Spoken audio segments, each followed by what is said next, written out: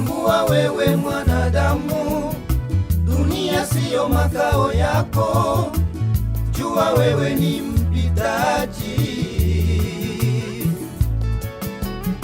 Tambua wewe mwanadamu, dunia siyo makao yako. Jua wewe ni mpitaji. Nunua gari upendazo, vaa nguo utakazo. Jua wewe ni mpitaji. Nunua gari upendazo, vaa nguo utakazo. Jua wewe ni mpitaji.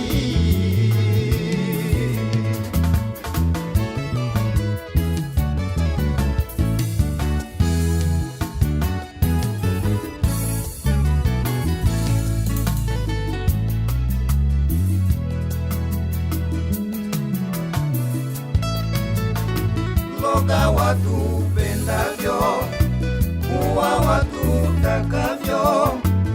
Jua wewe ni mpitaji. Loga watu upendavyo, kuwa watu utakavyo. Jua wewe ni mpitaji.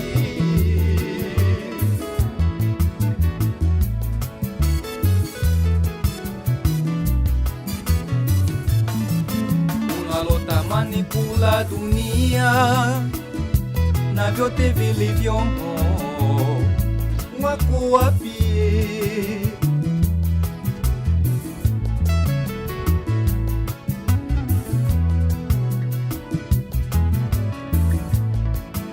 Unalotamani kula dunia na vyote vilivyomo, wako wapi?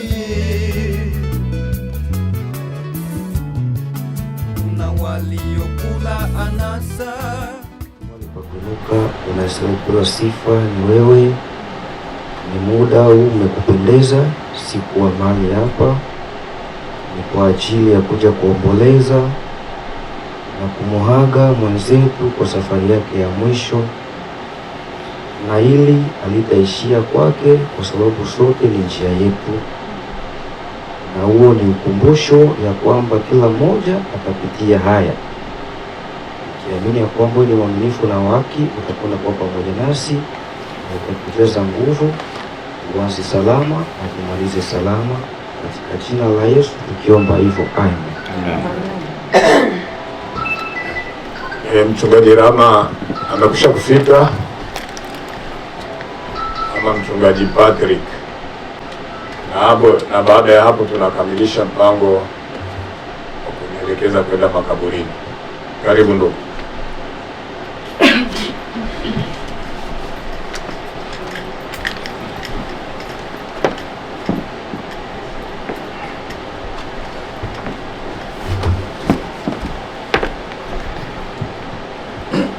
Bwana Yesu asifiwe. Amen. Bwana Yesu asifiwe. Amen. Nafikiri ni muda mzuri wa kusikiliza neno la Mungu kwa dakika chache. Ningeomba bila kuchelewa tutasoma kitabu cha Mwanzo sura ya 2 na mstari wake wa 7. Taruka mpaka mstari wake wa 9. Kama kuna msomaji yuko tayari, anaweza katusomea, na kama yupo Mwanzo sura ya 2 mstari wa 7. Shamaliza mstari wa 7 utaruka mstari wa 9. Biblia inasema hivi: Bwana Mungu akamfanya mtu kwa mavumbi ya ardhi, akampulizia puani pumzi ya uhai, mtu akawa nafsi hai. Tunaenda 9, inasema Bwana Mungu akachipusha katika ardhi kila mti unaotamanika kwa macho ya na kufaa kwa kuliwa, na mti wa uzima katikati ya bustani, na muti wa ujuzi wa mema na mabaya. Amen. Amen. Bwana Yesu asifiwe. Amen. Hicho ni kitabu cha Mwanzo, lakini title yetu ya siku ya leo ni kwamba hivi, kwa nini ulizaliwa? Amen. Amen. Ningetamani kila mmoja amuulize mwenzio, kwa nini ulizaliwa?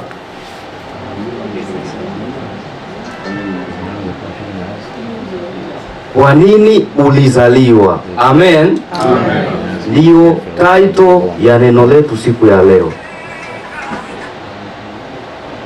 Tukizungumzia kuzaliwa, kuna kuzaliwa kwa aina mbili. Kuna kuzaliwa kwa mama anabeba ujauzito, anakwenda hospitalini, anajifungua mtoto, hiyo inaitwa kuzaliwa. Mama amezaa kiumbe.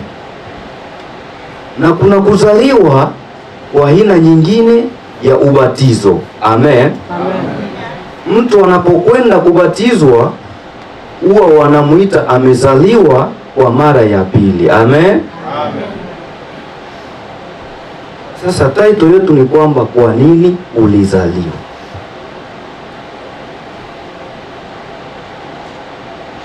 Kuzaliwa nitaka kuzungumzia siku ya leo ni kule kuzaliwa kwa aina ya kwanza, ambako ni kuzaliwa kwa kawaida. Mama anabeba ujauzito na miezi ikifika anakwenda hospitalini, anazaa mtoto. Ndiko nitakapozungumzia siku ya leo. Amena. Amen. Kwa nini ulizaliwa? Watu wengi huishi katika dunia hii asijue kwa nini alizaliwa. Lakini ukijua thamani na kiini cha ambacho kilifanya wewe Mungu akulete kwenye dunia, utajua thamani ya maisha yako. Amen. Amen. Na usipotambua umuhimu wa wewe kuzaliwa, hata maisha yako tu ya mwili hautayathamini. Amen. Hata kujua kujitunza tu wewe hautathamini hata mwili wako tu wa kawaida, kwa sababu haujui thamani ya wewe kuzaliwa. Amen. Amen. Mungu alimuumba mtu kwa mavumbi, akampulizia nafsi, akawa nafsi hai. Ina maana kabla Mungu hajamuumba mtu alianza kufikiria, je, hichi kitu ninachokwenda kukiumba kitanithamini au kitakuwa na faida gani kwangu? Mungu akaona hapana, hichi kiumbe ambacho nitakachokiumba kitanisaidia kwa mafaa tofauti tofauti. Akakuumba wewe kwa mavumbi. Baada ya kukuona wewe ameshakuumba kwa mavumbi, upo kama hicho kiredio ambacho tumeweka hapo, akaona ili wewe uonekane kuwa mtu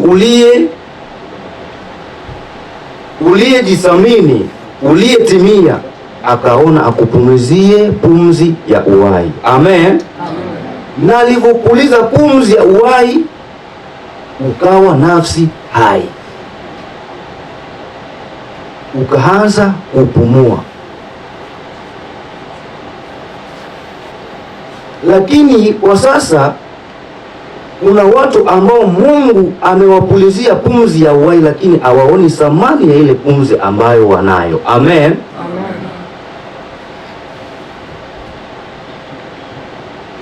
Inapofika muda kama huu, ndipo watu wanakumbuka sasa, kumbe kuna kwaka kufa. Ndio watu wanaanza kujioji, kumbe na mimi nitakuwa ninalala imoja siku kama Chloe. Isi ngana ndio watu wanaishiaga huko. Amen. Amen. Dunia ni bure. Unaanza kuangalia kama kwa kesi yako kuko kwa $10, unasema ina maana hivi na mimi nikienda nitaacha ule $10 kwangu. Ukikaa mwisho wa siku unakuja kujipa majibu, dunia ni bure. Amen. Kwa hiyo unapokuwa unaishi kwenye dunia ya sasa, jua thamani ya wewe kuzaliwa. Amen. Ukijua thamani ya wewe kuzaliwa, utajua jinsi gani ya kuishi na Mungu na kutengeneza maisha yako wakati bado ungali hai. Amen.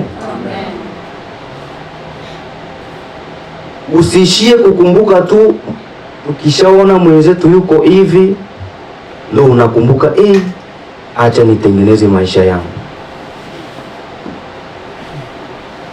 Tengeneza wakati bado ungali hai. Kama wewe ni Muislamu, usikose kwenda kwenye ibada siku ya kwenda ibadani. Amen. Siku ya kwenda kuswali, nenda ukaswali, kwa sababu unapokwenda kule kuna kitu ambacho kitakujenga kwenye akili yako na mawazo yako, kwa sababu kila siku shetani huwa anatamani tu tuende kwenye njia ambazo zitakupeleka kwenye umauti kabla ya siku zako hata kutimia. Amen. Lakini unapokuwa unaenda kwenye nyumba za ibada, kule huwa kuna spirit nyingine ambayo Mungu ameweka kwenye vile vinyumba au kwenye ndani ya watu utawakuta mle. Umeshawahi kuona wewe kwenda kanisani, kwenda kukuta maneno ambayo yalikuwa yamekujaa moyoni ndiyo anazungumziwa kanisani na mhubiri? Umeshawahi kuona hicho? Yaani utafikiri labda yule mhubiri alikuwa kwenye moyo wako na akili yako, kumbe kilicho kusukuma utoke nyumbani uende kwenye nyumba ya ibada ni kwa sababu Mungu alipenda kuzungumza na wewe hiyo siku. Amen. Usingeenda ile siku, usingepata yale maneno. Kama wewe ni Muislamu, siku ya kuswali usikose kwenda ibada, wenda ukaswali. Kama wewe ni Mkristo, siku ya ibada jitahidi, hata kama mwili umechoka, amka nenda ibadani, kwa sababu kule ndiko kutatoka uzima wa moyo wako. Amen. Mungu huwa anaga apparent, anaga susi na mwili wako. Ndiyo maana nafsi, moyo wa mtu na mwili huwa vinagombana kila siku. Utakuta moyo unakutuma twende ibadani, lakini mwili nao unakwambia leo hivi kisi nimechoka, hapana, nilale. Muda wa ibada ukishapita, mwili nao unakuwa nguvu sasa. Inakuwa sasa ndio muda wa kwenda kwenye vitu vyako vingine. Kwa kila siku roho na mwili huwa vinapinzana. Lakini ukiwa unakwenda kwenye nyumba za ibada, usikiliza maneno ya Mungu, yatakujenga na utakuwa nafsi hai, na wokovu wako utaonekana, na hata maisha yako yatakuwa sawa, na utajua kwa nini ulizaliwa. Na Mungu wa mbinguni atubariki. Amen.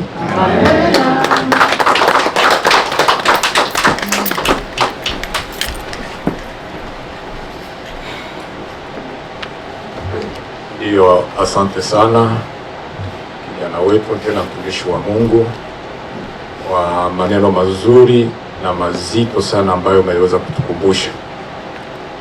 Ni kwamba sisi sote ambao tuliopo hapa, kama tunatoa maneno ya Mungu au kufanya ibada hii, hatufanyi kwa ajili ya huyu ndugu yetu Claude ambaye ametuacha, lakini sisi tunakukumbusha, yani tunakumbushana wewe ambaye bado unapumua, ambaye umepewa ile pumzi na Mungu. Ndio maana tunakukumbusha haya, labda umekwisha kujisahau. Ndio maana tuko hapa, hatuwezi kukosa kufanya ibada.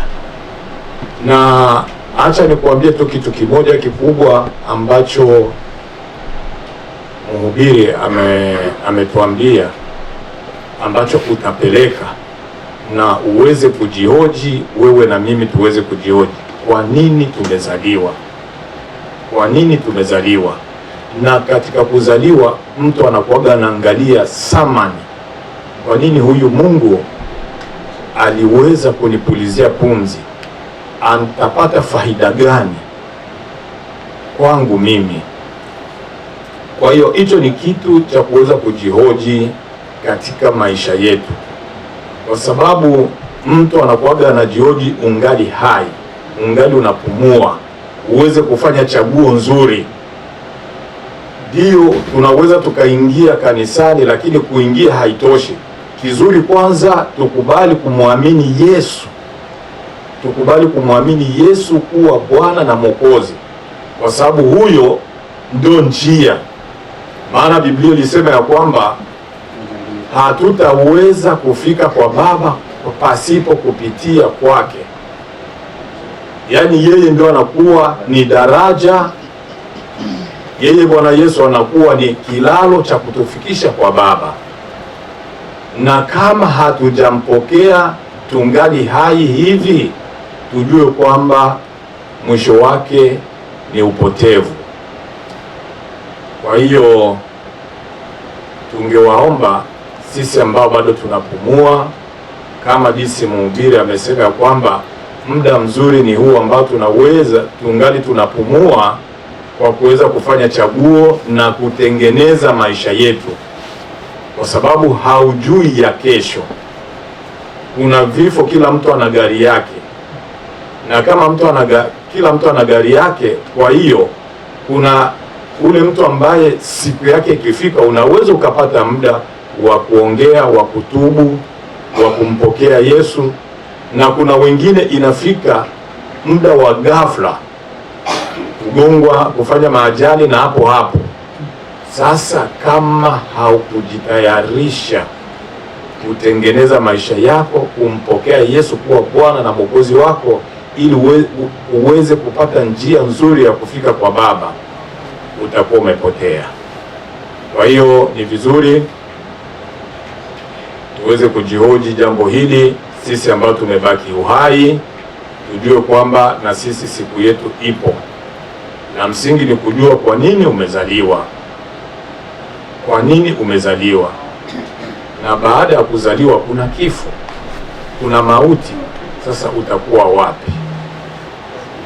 Ni jambo zuri sana la kila mmoja wetu ambaye yuko hapa uweze kujihoji kwa hilo, na Bwana aweze kutubariki sana katika haya. Amena. Sawa, sijui kama mchungaji Rama ameshafika. Ndio, unaweza ukakaribia huku mbele tufanye sala ya mwisho na tuelekee sasa kwenda makaburini. Basi hata tuombe. Tunakushukuru Mungu wetu uliyeumba mbingu na dunia. Tunasema asante kwa maana wewe ni Mungu, utabaki kuwa Mungu kwa maisha yetu. Wewe ulipanga maisha yetu kukua na ukapanga maisha yetu kutukua, na tunashukuru kwa maana siku ya leo ni siku ambapo ndugu yetu amepumzika, au ni wakati ambapo ndugu yetu amepumzika. Tunasema asante kwa mapumzisho ambayo Bwana anakwenda kumpatia. Siku ya leo sisi tumebaki bado tu hai, lakini tunahitaji Bwana, wewe Mwokozi wetu, utuwezeshe kama vile neno lilivyonenwa hapa. Tukumbuke namna gisi tulivyozaliwa, au lengo la sisi kuzaliwa. Acha Bwana ututie nguvu, tushike mkono, ili siku hiyo itakapo kutufikia na sisi tunajua mahali pa kuishi, tunajua lengo na shabaha letu sisi kuwa au kuzaliwa mahali hapa. Asante kwa sababu wewe ni Mungu na utabaki kuwa Mungu. Programu zote zinazobaki tunaziweka mikononi mwako Mungu, ziwezeshe kadiri jinsi umewezesha kipindi hiki cha kwanza, kupitia jina la Yesu Kristo ndiye Bwana na Mkombozi wetu. Amen.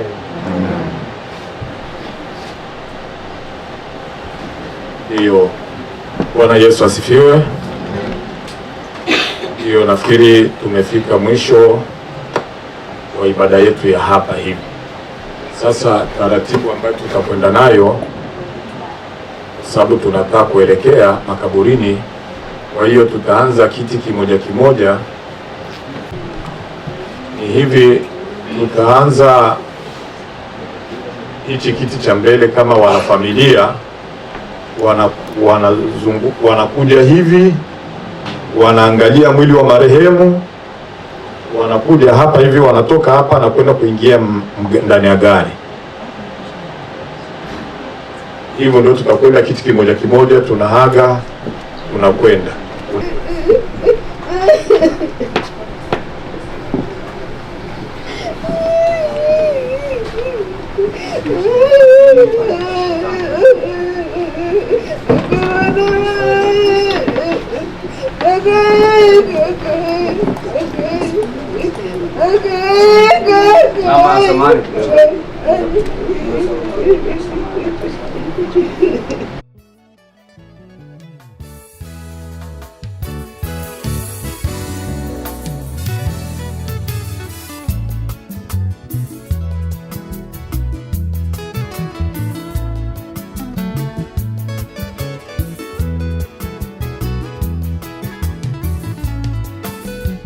Tambua wewe mwanadamu, dunia siyo makao yako.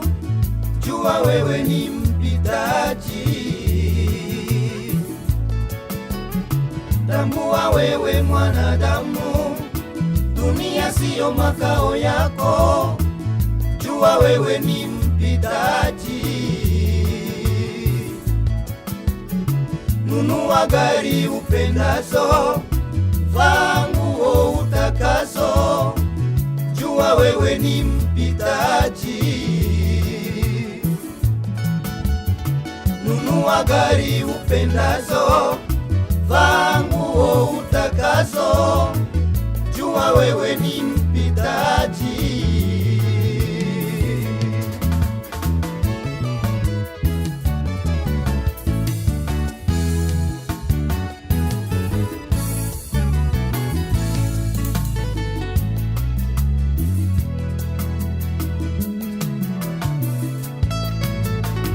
Loga watu upendavyo, kuwa watu utakavyo.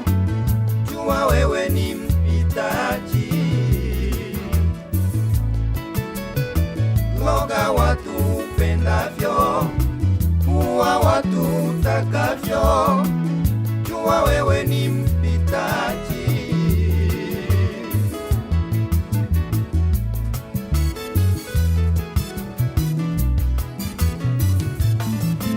Unalotamani kula dunia na vyote vilivyomo, wako wapi?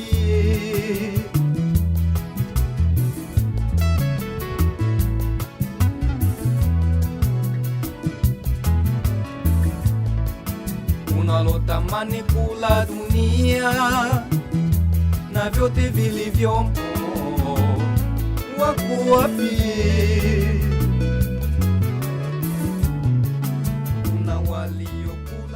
Hapa makaburini kabla ya kule kusali. Kwa hiyo tutawapatia huo muda baada ya huu wimbo.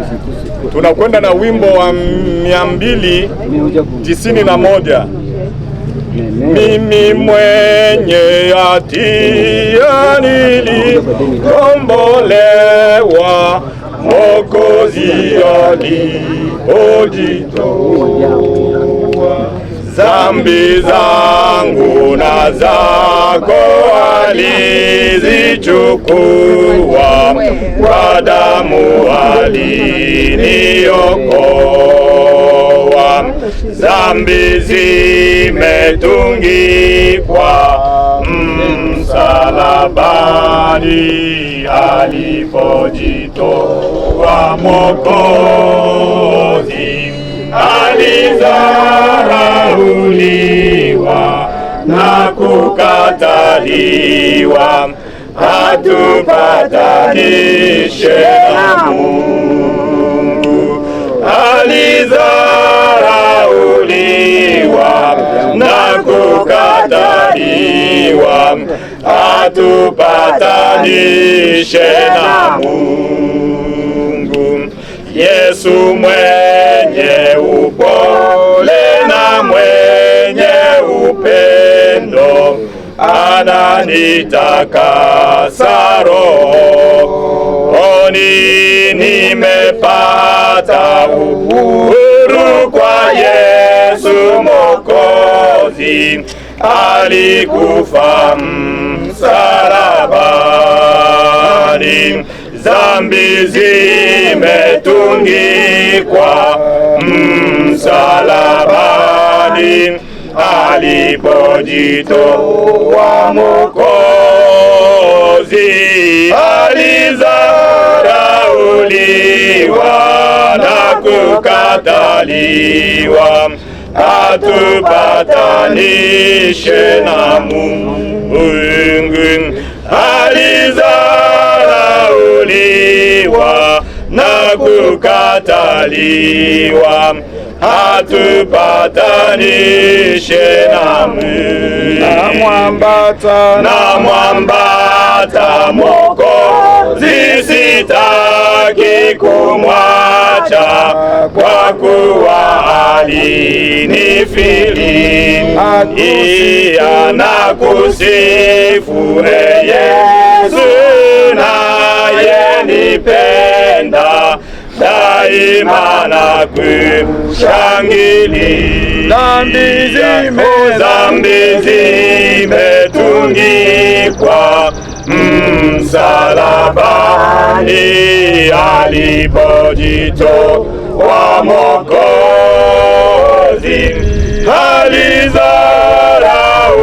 Alizarauliwa na kukataliwa, atupatanishe na Mungu. Alizarauliwa na kukataliwa, atupatanishe na Mungu. Bwana Yesu asifiwe.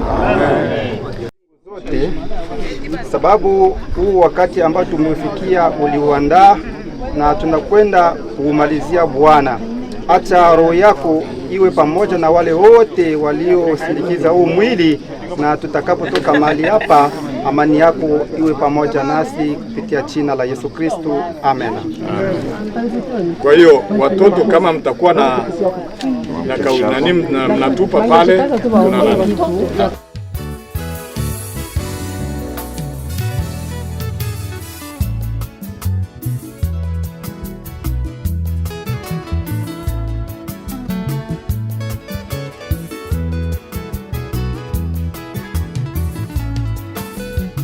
Tambua wewe mwanadamu, dunia siyo makao yako. Jua wewe ni mpitaji. Tambua wewe mwanadamu, dunia siyo makao yako. Jua wewe ni mpitaji. Nunua gari upendazo, vaa nguo utakazo. Jua wewe ni mpitaji.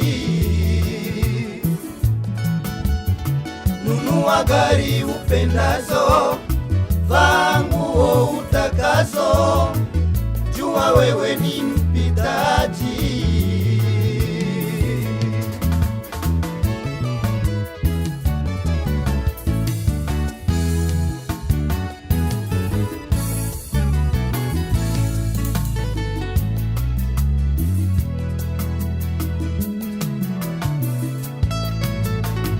Loga watu upendavyo, kuwa watu utakavyo.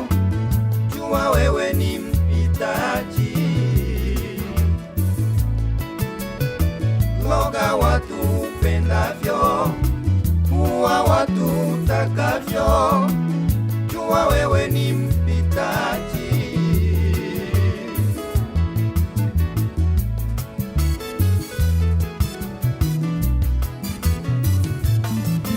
Unalotamani kula dunia na vyote vilivyomo, wako wapi?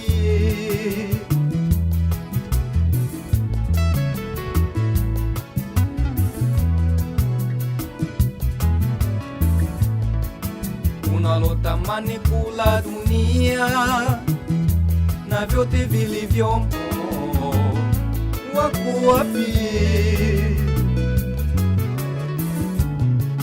Kuna waliokula anasa na kusahau Muumba wao, wako wapi?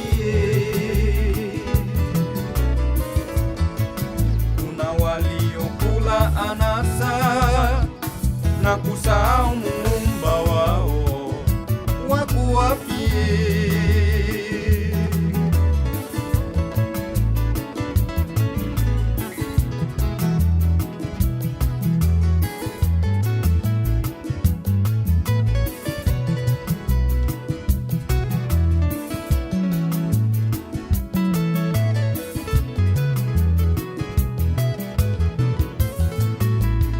Fanya miujiza upendavyo, kufuru Mungu utakavyo, jua wewe ni mpitaji. Fanya miujiza upendavyo, kufuru Mungu utakavyo, jua wewe ni mpitaji.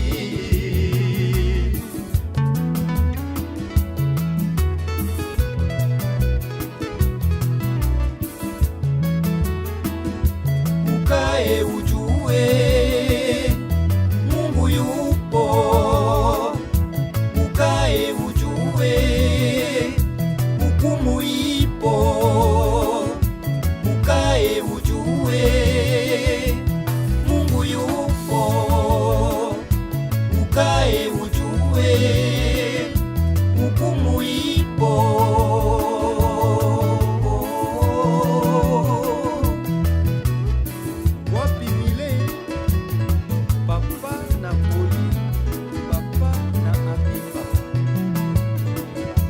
Ukae ujue Mungu yupo, ukae ujue hukumu ipo, ukae ujue Mungu yupo, ukae ujue hukumu ipo.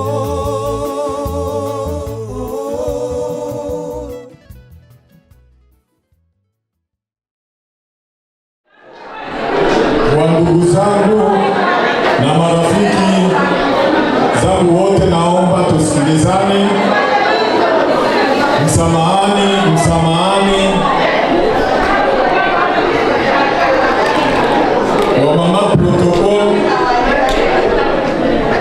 protokoli, naomba msamahani, tusikilize kwanza. Mnaweza mkaingiza chakula tu kwa utaratibu, lakini tunaomba mtupe kwanza masikio tuweze kuelewana. Najua kwamba sisi wote tuko tayari hapa, kwa hiyo naomba sasa mtege masikio kwangu tafadhali.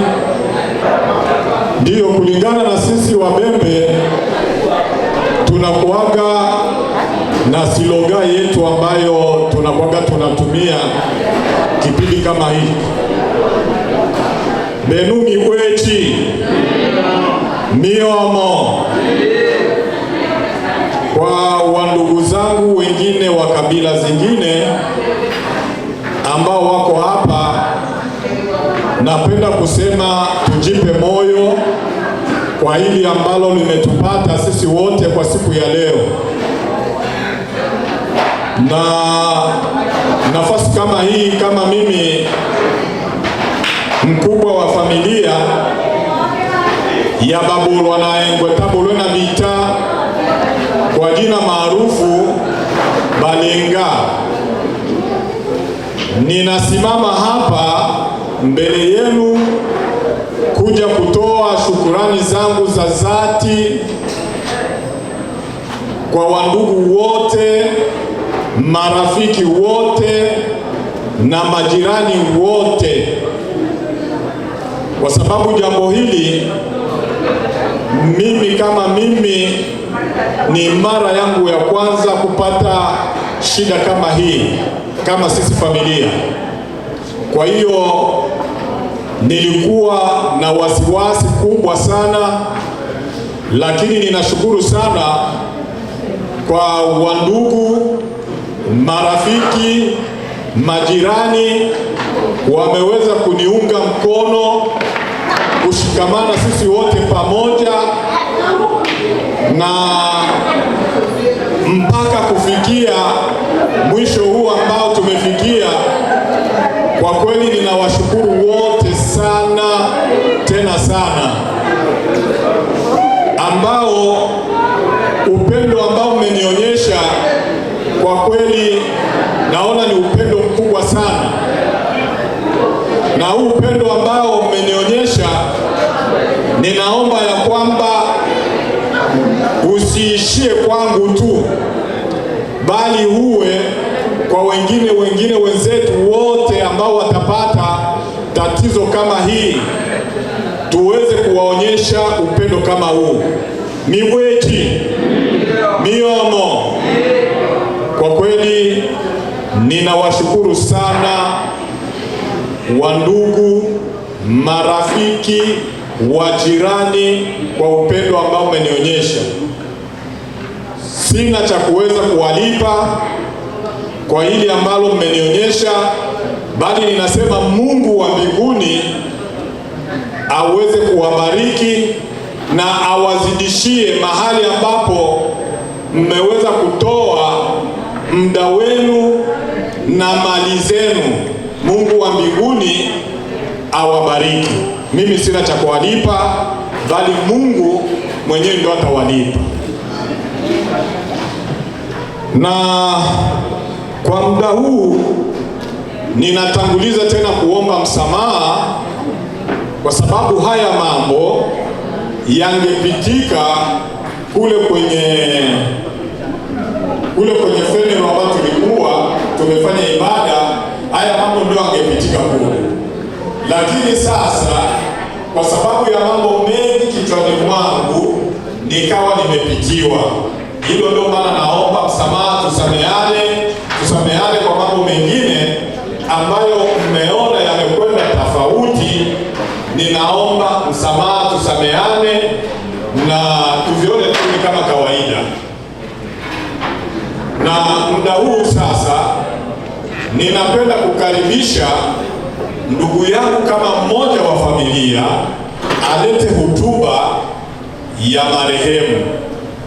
Baada ya huyu mtu wa familia akimaliza, tutakaribisha watoto wana nafasi na wenyewe waongee jambo moja au lingine nafasi hii.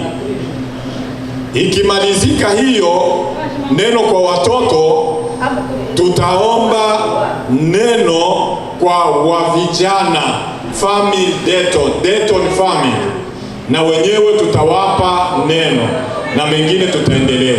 Miweki miomo miweki miomolonge nishinapaswi ongea Mbembe, lakini nalazimike ongea Mswahili juu tuleano kabila mbalimbali mahali batumanga bashi naungwa ebembe ubivyo mutuka kilo eyo taile toka kawaida, lakini twalazimika tuongee Mswahili ili batu bose babati yungwa eya itoshitende. Miwe chilonge miomo naja mbele zenu tena kutoa hotuba fupi ya marehemu. Marehemu kwa majina alikuwa akiitwa Wakilongo Alimasi, wa jamaa la Babulwa Balinga, familia ya Bashie Sombo, nyumba ya Alimasi Isumbiro. Marehemu alizaliwa pale Burundi, Bujumbura mjini, tariki 24 za mwezi wa 3 mwaka wa 1978. Marehemu alifariki mnamo tariki 12 za mwezi huu wa 6 tunao mwaka huu wa 2026. Yaani marehemu hapa duniani alifanya miaka 48 au 48. Marehemu alikuwa mtoto wa 5 ndani ya familia ya watoto 9. Baba wa marehemu aliitwa Leonard Alimasi wa jamaa la Babulwa Balinga Bashi Esombo, na kwao ni pale Kalunja au Alunja.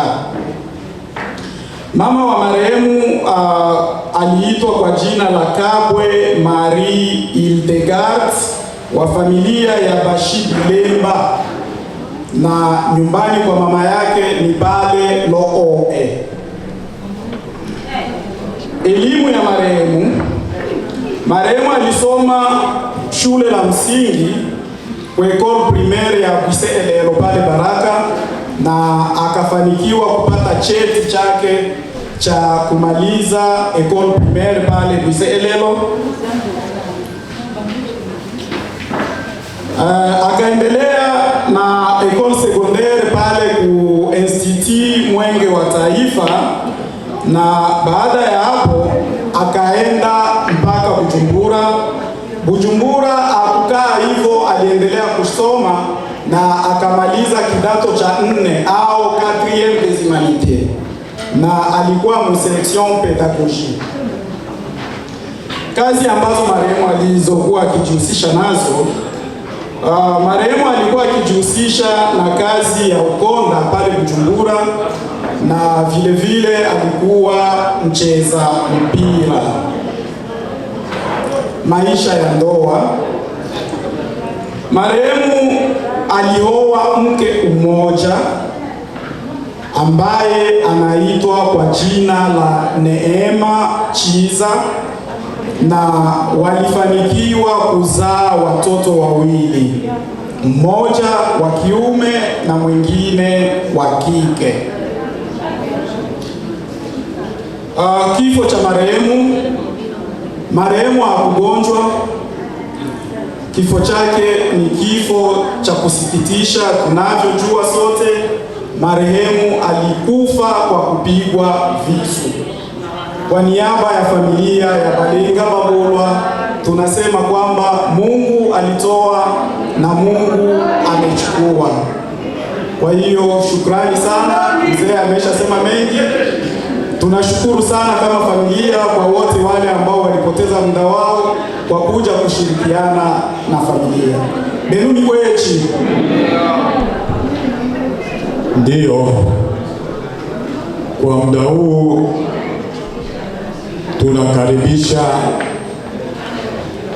watoto mje hapa mbele ili mseme neno. Hawa ambao naona hapa ndio familia yetu tangia leo.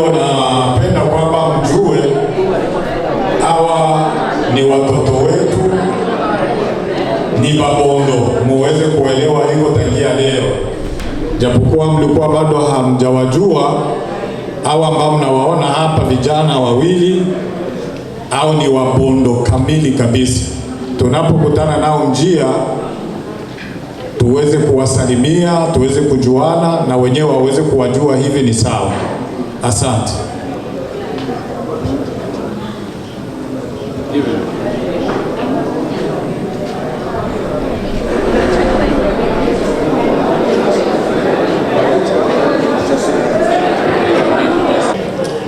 Can you guys hear me?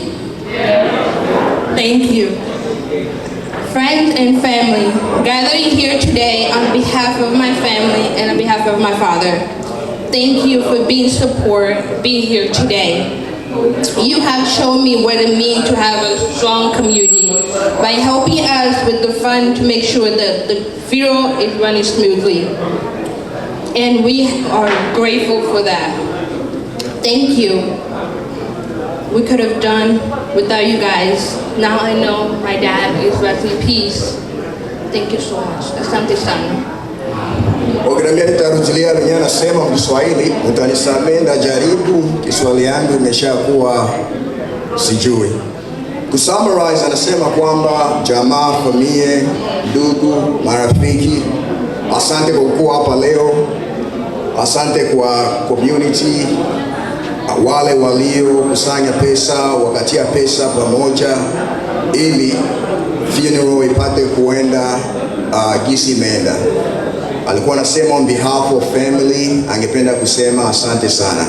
Kwa sasa najua kwamba baba yetu mpendwa anatulia mahali pema kwenye ipo, na angependa aseme sana shukrani sana.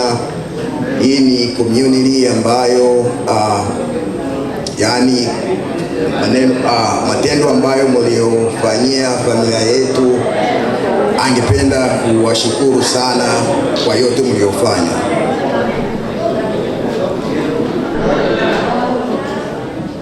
Sisi ni Wabembe na tunajua sloga yetu. Tunapoitoma hii sloga yetu, ninaomba mnisapoti. Miomo Migwechi. Sawa, ningeomba mtupe masikio. Hiyo kusema huko hamwezi kusikia kitu, mtaenda mnapeleka maneno ambayo hayakusemwa hapa. Kwa hiyo huyu ambaye mmeona ameongea hapa ndio mtoto wa marehemu wa kwanza, na anayefuata ni huyu kijana, na yeye tunampa sauti aweze kusema neno moja au mbili.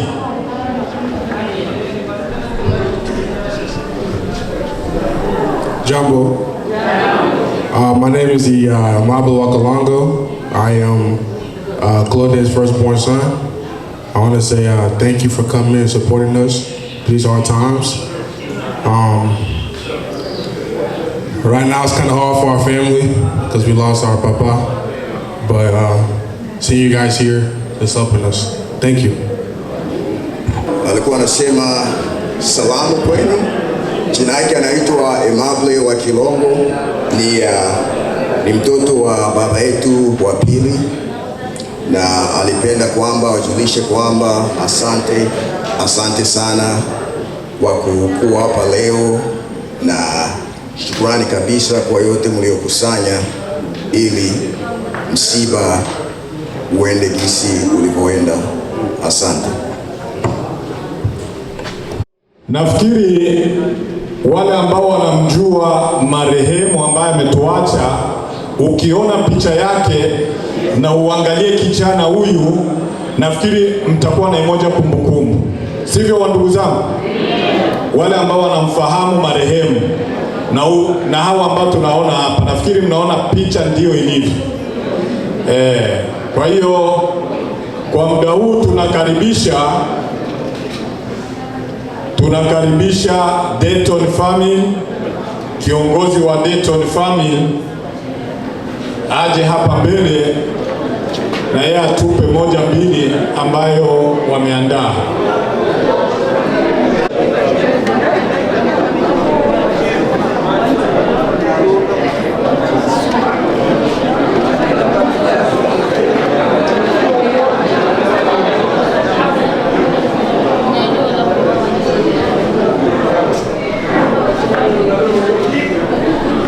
Dayton oye.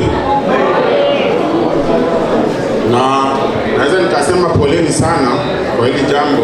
Nafikiri sote tumepambania kile tulichohitaji kupambania. Kwa majina naitwa Amerike, mimi kama kiongozi wa vijana community Kongolezi hapa Dayton. Naweza nikasema nitoe shukrani zangu za dhati kwa Mwenyezi Mungu ambaye alifanikisha hili jambo. Tulipambana kivyovyote vile, tumemstiri kaka yetu, nafikiri hatutamuona tena. Hii ndo safari yake ya mwisho. Kinachobaki hapa ni kumbukumbu tu. Tutakuwa tunaongea tukimkumbuka, Claude alikuwa hivi 1 2 3. Na nitoe pole sana kwa familia. Nafikiri hili kovu halitawahi kufutika mioni mwenu, na tuko na nyie pamoja.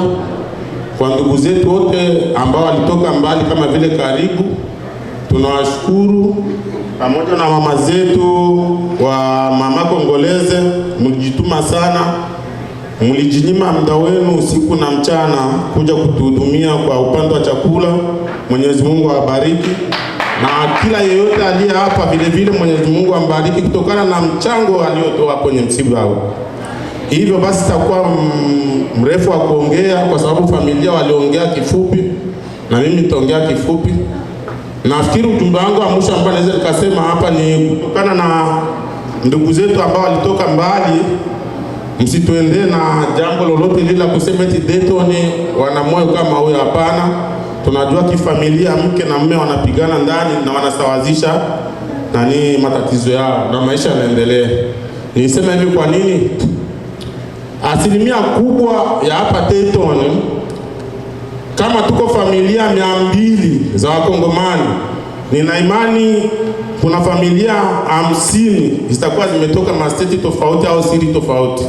Na kama walifika hapa, na maana waliaminishwa na ndugu zao ambao wako hapa, wakiwaambia hapa maisha yako hivi na hivi, upendo, ushikamano na kadhalika, ndio maana walifika hapa. Sasa kutokana na hii picha ambayo ilitoka hapa, tusikasana, ni picha ya kawaida. Kwa hiyo ndugu zetu wale ambao mtaenda masteti, msipende na sifa kama hiyo eti Dayton ni watu wa hivi na hivi. Kuna mtu ambaye anaweza kahitaji vile vile ahamie hapa siku za karibuni. Msiwakatize kwa jambo lao ya kuhamia hapa kuhusiana na msiba. Au isiwe mfano wa kwenda mnatutangazia Dayton ni watu ambao wanakuaga hivi 1 2 3. Hapana. Ni jambo la kawaida kifamilia. Hichi mlichokiona hapa mtuachie, tutasuluhisha sisi na viongozi wetu kwa ngazi zote. Yuko Dayton, wanani, kanisa na kadhalika. Asanteni sana, na tutakaporudi kila mtu kwenda nyumbani mwake. Najua tunatembelea vyombo vilivyoumbwa na binadamu, lakini tunavikontrol kupitia imani, kupitia Mwenyezi Mungu. Hivyo basi Mwenyezi Mungu atulinde mpaka tutakaporudia kila mmoja kwa mahali pake pale alipotoka, na mtawasalimia familia zenu, muambie Dayton kumwasalimia. Asante. Ndio, asante sana vijana wetu. Kazi ambayo mmetuonyesha ni kazi njema sana, na mpaka tumevaa t-shirt zenu ambazo zinaandikwa Dayton Family. Kweli mmefanya kazi ngumu nzuri sana. Mungu wa mbinguni awazidishie na awape maarifa zaidi. Kwa muda huu familia ya bibi imeomba wananeno na wenyewe wanapenda kuongea. Kwa muda huu basi tunawakaribisha mmojawapo kama kiongozi asimame aje hapa mbele. Jambo wa ndugu na sisi tunashukuru Mungu kuwa hapa leo, na pia tunasema asante kwa kutukaribisha sisi ambao tumetoka mbali. Na kwa niaba ya familia tunatoa shukrani zetu za dhati, sababu mmeonyesha upendo kubwa kufatana na hii ambayo imetokea. Kwa niaba ya watoto wa Claude tunasema asante sana. Tunaona vile muna moyo wa kujali na moyo wenu wa kusaidia, sababu matukio kama hii mkiachia tu watu wamoja wanaweza wakashindwa, lakini vile tunachangana wote, tunasaidiana na mambo yanaenda vizuri. Kwa hiyo tunawashukuru sana. Mungu aendelee na kuwabariki. Mungu abariki mifuko yenu ambayo ilitosha pesa ya kufanya kazi tofauti tofauti. Kama vile kiongozi wa vijana ameongea hapa, kwa kweli hatutatoka hapa na sifa mbaya, hapana, sababu mmetukaribisha vizuri, na kwenye familia iko kweli kukosake ulo maneno, lakini ya lazima ni ile kusawazisha na kusameana kuyote ambayo yanaweza yakatokea. Ile ndio ya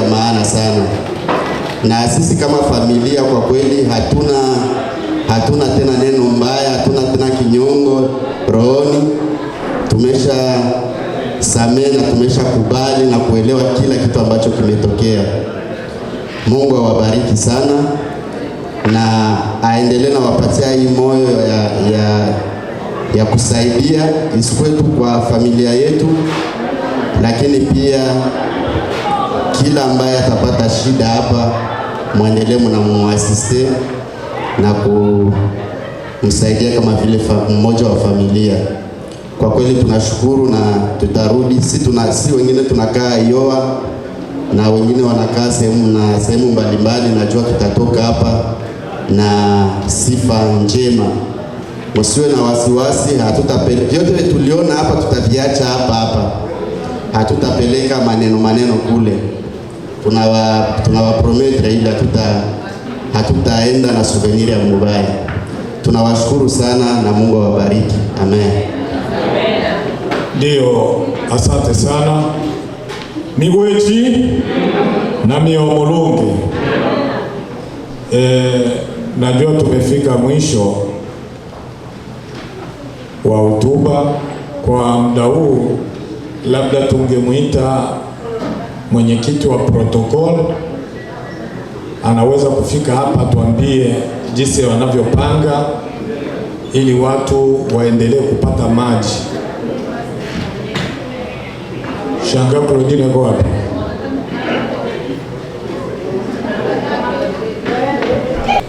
Aja tuambie ratiba. Asante sana. Miomolonge ya jamaa, tunasema asante kwa yeyote yule ambaye amejitolea kufika kusapoti ndugu yetu ambaye ametuacha. Mimi kama nitasema kwa ngambo yangu, Claude Silva Myombaki, mimi ni Mshibilimba wa pale Lukoke kwenye yeye mama yake anatoka. Kwa hiyo tunasema shukrani sana na hatuna kia kusema, basi tunasema kwa yote tumepitika salama kwa mapenzi ya Mungu. Asante sana. Basi tutaomba programu ya chakula iko tayari, na ambao tutakaochukua chakula mbele ni wageni kutoka masteti tofauti. Baadaye tunachukua na familia ya watoto na mama, yani familia yote ya watoto wanasimama wanachukua chakula. Baadaye tunaita familia ya Balinga inasimama inachukua chakula. Najua Balinga wako hapa wote na upwa zao, simama wanachukua chakula. Baadaye tunaita Dayton family itasimama itachukua chakula. Lakini Dayton family itaomba kusikue desordre kwa sababu nakuko basheni mingi sana. Nitaomba kwanza mwache kwanza wakubwa na president, yaani wakubwa tu wa Dayton family, baadaye nyinyi mtapata baadaye. Kisha sisi wengine tutapata. Tunaomba, tunasema asante na Mungu awabariki. Kabla ya chakula basi pastor utatuachia maombi kwa ajili ya chakula. Asante. Karibuni. Ndio, asante sana, tunashukuru kwa maandalizi yenu mama. Naona mmejitahidi kuandaa mbele ya wakati. Sawa, lakini pamoja na wageni tutaomba tu kwanza ni familia ambayo imeachwa kama ndio wawe priority kwanza kuchukua kwanza chakula pale. Kwa hiyo basi acha tuombee chakula na baadaye watakaofuata baada ya maombi iwe familia ambayo imeachwa na marehemu. Mungu Baba, ni katika jina la Yesu Kristo wa Nazareti uliye hai, tunakushukuru katika yote ambayo tumekwenda kuyafanya hapa, na hivi sasa tunakwenda kuleta chakula hiki ambacho wandugu na wadada wamekwenda kukitoa. Tunaomba uweze kubariki mapato yao, ubariki kazini wanapokwenda, kile chochote ambacho wamekifanya kwa ajili ya kusapoti huduma hii. Bwana, tunaomba wa mbinguni uweze kuwabariki. Tunaomba ukabariki na chakula hiki, bariki tumbo itakacho kupokea, bariki na mikono iliyotoa. Tunaomba chakula hiki kiweze kuleta nguvu na afya na kuponya magonjwa katika mwili. Katika jina la Bwana wetu Yesu Kristo tunaomba na kuamini. Amen. Basi tunawakaribisha. Mezi ya kwanza ni ya pale mkaribie kuanza kuchukua chakula, na msiki tunakwenda nao kidogo kidogo.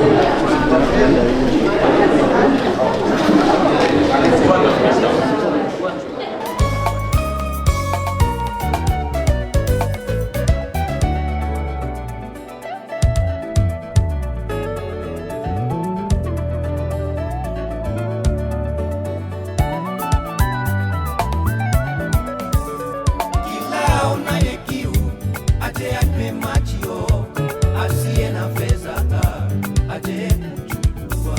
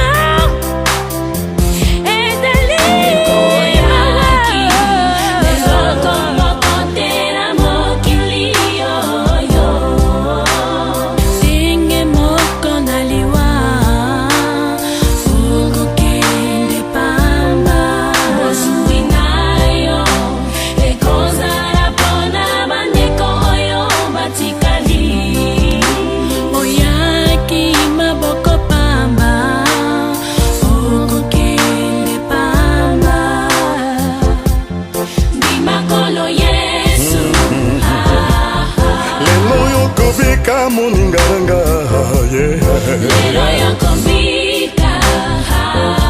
Natango na suka yoko kotalola moninga Kokotalola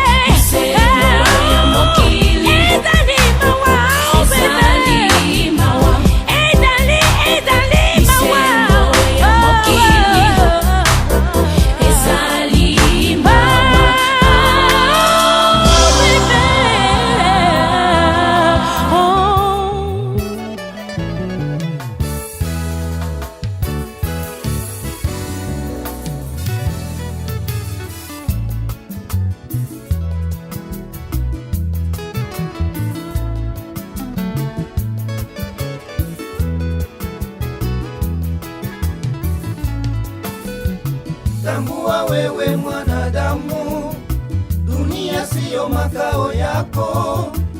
Jua wewe ni mpitaji. Tambua wewe mwanadamu, dunia siyo makao yako. Jua wewe ni mpitaji. Nunua gari upendazo, vaa nguo utakazo, jua wewe ni mpitaji. Nunua gari upendazo, vaa nguo utakazo, jua wewe ni mpitaji.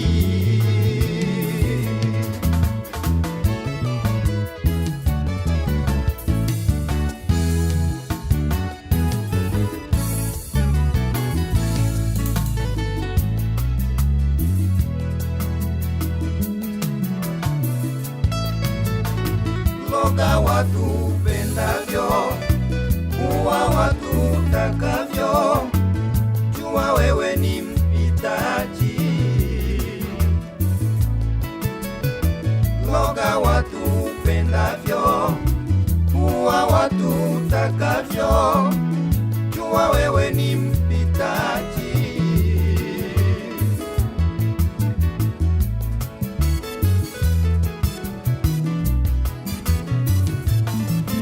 Unalotamani kula dunia na vyote vilivyomo, wako wapi?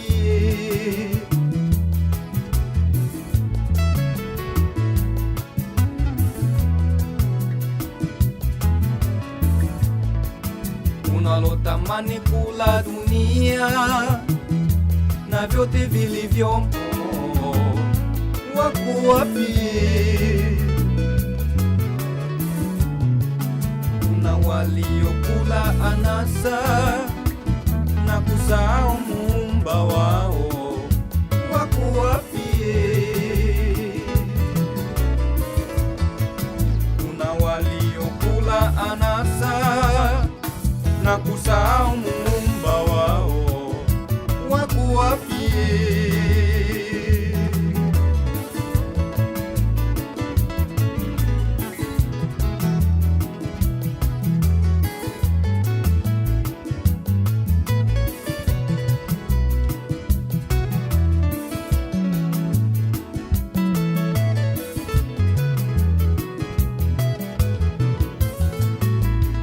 Fanya miujiza upendavyo, kufuru Mungu utakavyo, jua wewe ni mpitaji. kufanya miujiza upendavyo, kufuru Mungu utakavyo, jua wewe ni mpitaji.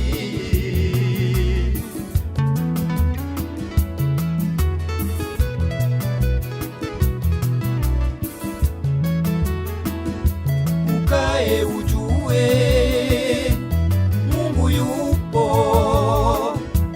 ukae ujue hukumu ipo, ukae ujue Mungu yupo,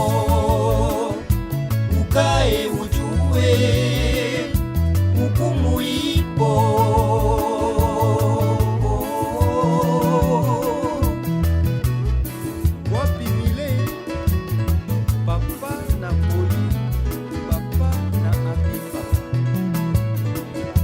Ukae ujue Mungu yupo, ukae ujue hukumu ipo, ukae ujue Mungu yupo, ukae ujue hukumu ipo. Suka ya bomoi na motwe yango bakumisaka te, soki moto nana kufi te po toyebi te, basekele nyonso ekobima yango balobalobaka te, soki moto nana kufi te po toyebi te, basekele nyonso ekobima. Oh, liwa eyebi mbongo te, eyebi bapokwe te, eyebi babalani te. Ezalaki na roi moko très puissant sur la terre, azalaki na mwana na ye alingaki mingi, kombo na ezalaki Rei Soleil. Alikaki ete soki akufi ifale mwana oyo ayingela na bokonzi na ye. Mokolo moko balali mpe balamuki mwana oyo akufi. O liwa eyebisi mabe, soki liwa ebaki mbongwe te, bawa bakufaka te, barishe bakufaka te, te bakonzi bakufaka te. Soki liwa ebaki mbongwe te, papa nanga kufaki te, mama nanga ya kufaki te, te yaya nanga ya kufaki te, yaya. Oh liwa yaya, eyebi mbongo te, eyebi konseye te, eyebi kolibisa te, eyebi helaka te, eyebi se mabe, eyebi se mabe. Soki liwa ebaki minduki nde basoda bakufaka nte kolo, nde bakufaka te. Soki liwa ebaki masanwe nde bato masano bakufaka te, yaya nde bakufaka te papa. Oh liwa eyebi kolata te, eyebi honere te, eyebi bolamu te, eyebi nyonso te, eyebi se mabe yaya.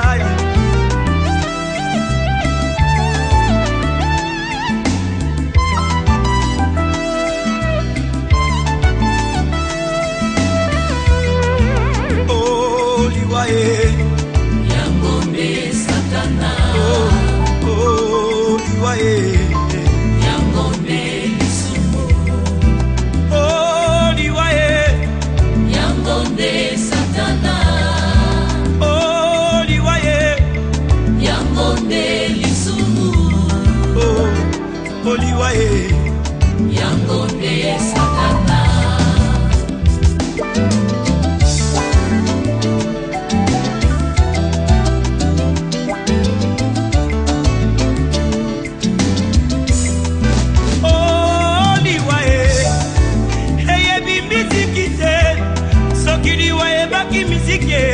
Ndeka bongomba ya kupaki te, ya wili ngonda kupaki te, ndeba musicien bakufaka te, soki liwa ebaki kote ya e neida usa kufaki te aedi na bala kufaki te o nde bate iba kufaka te bandeko oliwa e eyebi elaka te eyebi konseye te o eyebi se mabe mabe mabe.